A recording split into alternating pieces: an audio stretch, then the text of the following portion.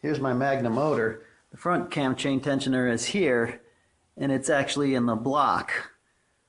So you don't have to worry about that for the front, but for the back you do.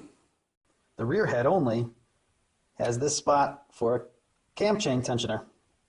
And if you put that cam chain tensioner in there to plug that hole, it will hit the gear.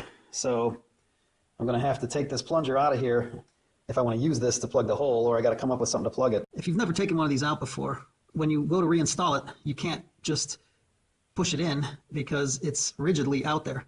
So what you have to do is to get a socket on this back screw and take it out, and then get a small flathead screwdriver, and you put it in here, and there is a flat that it will catch on.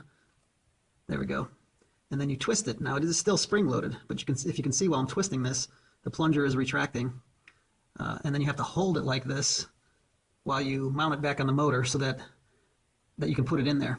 And then when you let go, you can then it'll push itself out to wherever your cam chain guides are and put the tension on it.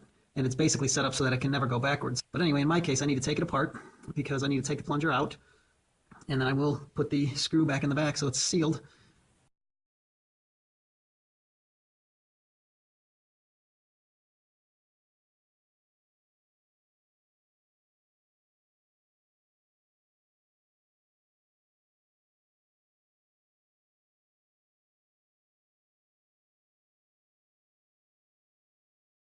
There you go.